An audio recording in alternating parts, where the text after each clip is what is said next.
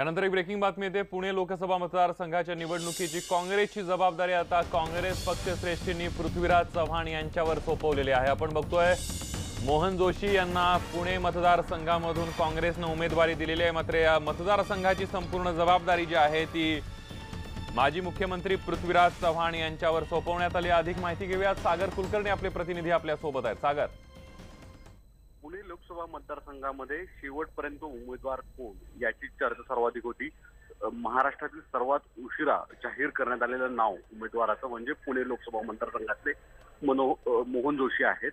अशा सगळ्या परिस्थितीमध्ये एकतर उमेदवाराबाबत वेगवेगळी चर्चा सुरू होणं, त्यात गायकवाड यांची इच्छुकता असून त्यांचा प्रवेश होऊन देखील त्यांना उमेदवारी न देणं, या सगळ्या पार्श्वभूमीवर बाहेरील एका ज्येष्ठ काँग्रेस नेत्याला सगळ्या स्थानिक लेवलमध्ये कुठली मानहानी किंवा कोणत्याही स्वरूपाची अंतर्गत कलह राहू नयेत यासाठी पृथ्वीराज चव्हाण यांच्याकडे आता जबाबदारी देण्यात आलेली आहे। पृथ्वीराज चव्हाण स्वतः पुणे या लोकसभा मतदारसंघातून निवडणूक लढवतील की काय अशी शक्यता आधी चर्चा खूप मोठ्या प्रमाणात होती, पण त्यांनी त्यावेळेस वेळोवेळी स्पष्ट केलं होतं।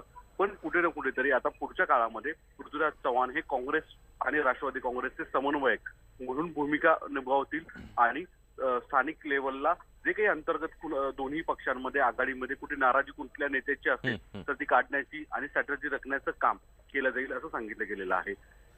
अगदी धन्यवाद सागर, तुम्ही दिलेल्या संपूर्ण माहितीबद्दल। टाळ्या मिळवण्यासाठी आणि समोरच्याला अपमानित करण्यासाठी आपले नेते कायम महिलांच्या चारित्र्यावर चिखलफेक करतात। उचलली जीप आणि लावली टाळ्याला असं बेताल वागणाऱ्या नेत्यांनी लाज आणली आहे। त्यांच्या वक्तव्यांनी त्यांच्या महिलांकडे बघण्याच्या बुरसटलेल्या मानसिकतेचं सुद्धा दर्शन घडतंय। ही स्मृती इराणी बाई हे एवढं मोठं कुंकू लावते, तर आम्ही विचारलं स्मृती इराणी ताई एवढं मोठं कुंकू का लावता हो? मग एका जणाने आम्हाला सांगितलं जेवढे नवरे बदलतात तेवढे कुंकू मोठं मोठं होत जातं।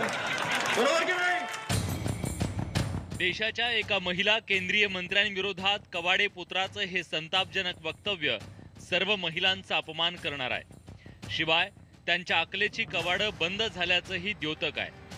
खरं तर निवडणुकीच्या काळात बेताल बडबड करणाऱ्या नेत्यांचं उदंड पीक सर्वच राजकीय पक्षांमध्ये येतं। भाजपच्या या महाशयांचंही हे बेताल वक्तव्य आहे का? प्रियंका गांधींच्या कपड्यावरून या महाशयांनी आपलं बौद्धिक दाखवून दिलंय। उनके तो एक नेता तो बड़ी जोर जोर बोलते हैं अच्छे दिन आए, अच्छे दिन आए, अच्छे दिन आए। उन्हें अच्छे दिन दिखाई नहीं देते। अरे स्कर्ट वाली बाई साड़ी पहनकर मंदिर में शीश नवाने लगी। गंगा जल से परहेज करने वाले लोग गंगा जल का आचमन करने लगे। काँग्रेसमधून भाजपमध्ये दाखल झालेले म्हाडाचे अध्यक्ष शिवाजीराव ढवळे घराणेशाहीवर टीका करताना महिलांच्या पोटापर्यंत पोहोचले। नाही तर आजकाल आमच्या काँग्रेसच्या पुढाऱ्यांचं तर त्यांच्या महिलांचं सुद्धा बघा पोटावरच नाव लिहून ठेवत्या। महिला पहिला आमदार, दुसरं खासदार, तिसरं मंत्री, येडण गबाळ का पैदा व्हायना, पण ते चालू होत होता। आता ते अजित पवारांच्या पोराला उभा केलं तिकडं मावळ लोकसभेमध्ये मतदारसंघ। पार्थ पवार काही गरज नव्हती ना, तळपायापासून तो डोक्याच्या केसापर्यंत बोलताना हलू राहिलं पोरग। उंदराचे पाय मांजराला, मांजरीचे पाय खेकलेला असं कुठंतरी बोलू राहिलं। अरे दुसरे गुणवान पोरं आहेत ना बोलणारे, दुसऱ्याच्या घरात पाहिलं होतात ना, तुझ्याच पोटी जन्मालेला काय हा काय येताना सर्टिफिकेटच घेऊन आला काय मी खासदार आहे म्हणून? दुसऱ्याला त्या ठिकाणी उभा करू शकताय। एका बाजूला राजकारणात महिलांना नगण्य स्थान असताना राजकारणात आलेल्या महिलांच्या चारित्र्यावर शिंतोडे उडवून त्यांना बदनाम करण्याची आणि नामोहरम करण्याची बुरसटलेली पुरुषी मानसिकता आपल्या नेत्यांच्या रक्तात भिनली आहे। त्यामुळे एकमेकांवर टीका करताना राजकारण्यांच्या निशाण्यावर या सॉफ्ट टार्गेट महिलाच असतात। म्हणूनच अशा बेताल बादशहांना महिलांनी लक्षात ठेवून लोकशाहीच्या मार्गाने धडा शिकवायला हवा। Bureau report, news 18 Lokmat.